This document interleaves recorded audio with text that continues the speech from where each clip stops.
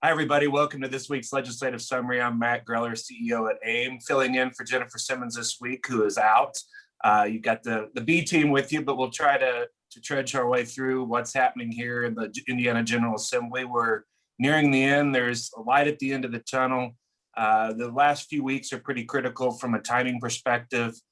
Jenna, walk everybody through what they can expect, deadlines, what's going to happen, conference committees, et cetera, over the next couple of weeks.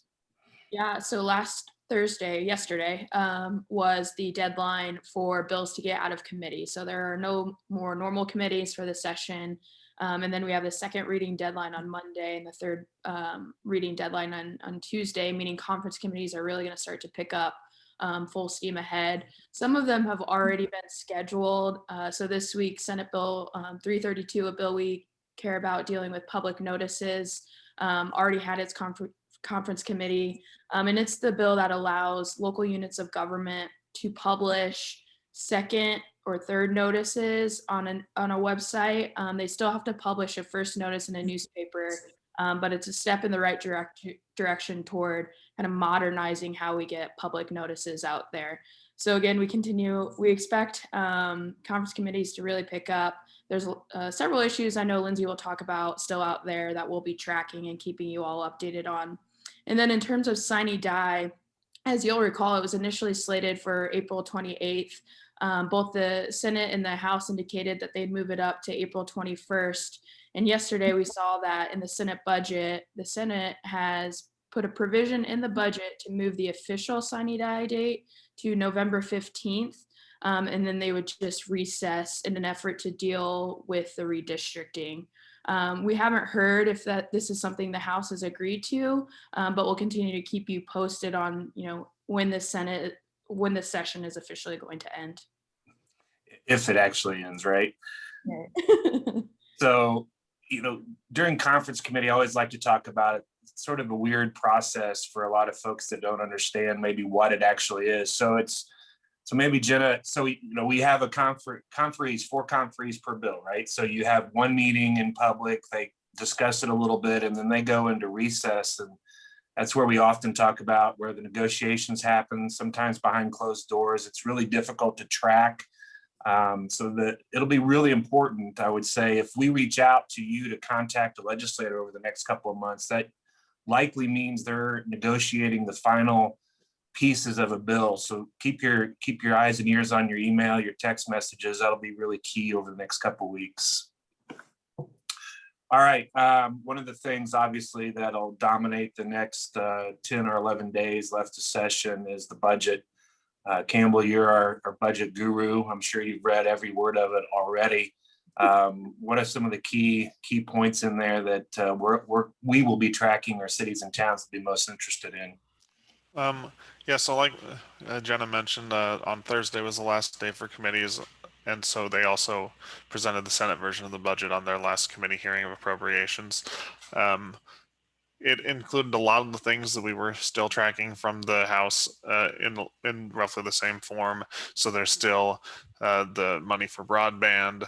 There's still the $150 million for the regional recovery program, which they have renamed and slightly tweaked the regional economic acceleration, renamed it READY as an acronym, but it's roughly the same concept. And they've added a lit provision to that too, where they've increased the RDA lit expenditure rate from 0.05 to 0.5%. They also included, because the Senate got to do their budget after the federal stimulus happened, they got to appropriate a lot of the federal stimulus money, which gave them a lot more programming options.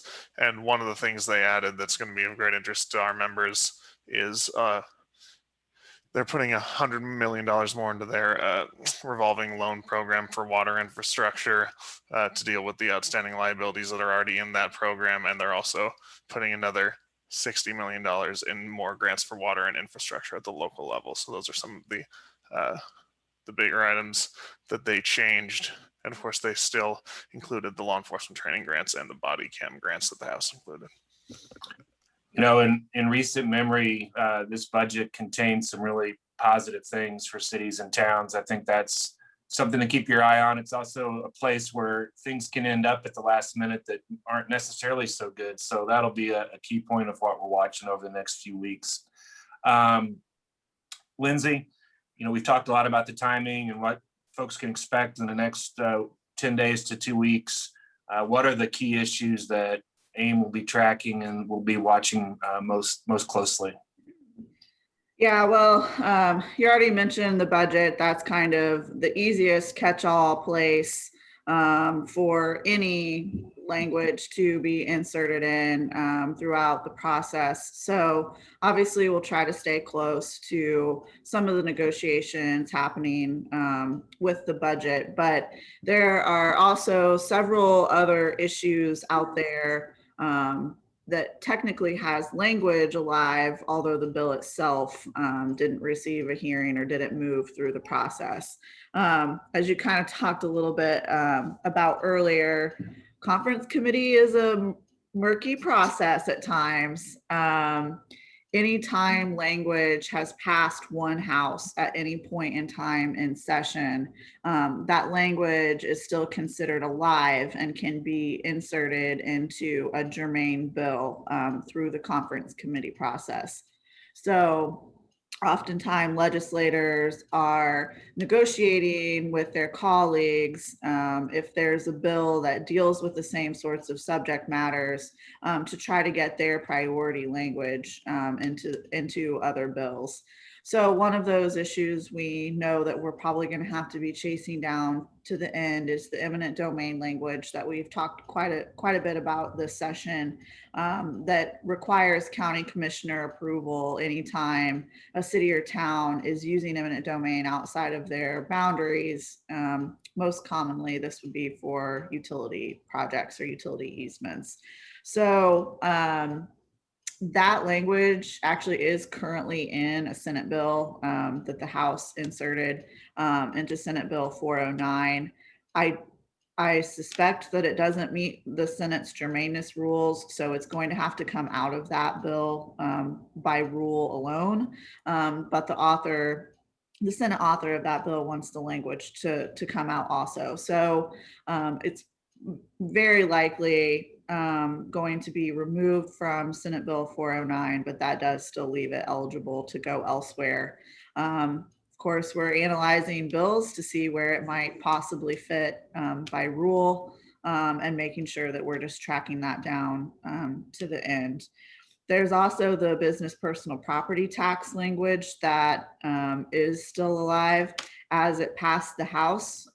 It's Senate Bill 336. As it passed the House, the exemption for businesses to pay the business personal property tax was increased to $60,000, which is more by dollar value than the Senate passed version. But because of the way they were calculating it, it actually had less of a fiscal impact to local governments across the state in the House passed version. The Senate author of Senate Bill 336 has already dissented to the changes that were made in the House. So we know that that is headed to conference committee. So we'll want to be sure to understand what's going to happen with that bill, and certainly don't want it to be a home for worse language throughout the remainder of session. Those are the big ones. There's still a few smaller things that are out there that we're working on, but I'd say those are the major issues that we'll probably be tracking down to this session's conclusion. Thanks, Lindsay. Wraps it up for this week. We'll be back with you next week again as we near the end of the session. As always, be sure to check the bill tracking list if you have a question on a bill that we didn't cover today. It's always there in the emails and on the website for you to take a look at. And as always, reach out if you have any questions to any of us on the team, and we'll be happy to get back to you as soon as we can. Thanks. Have a great weekend.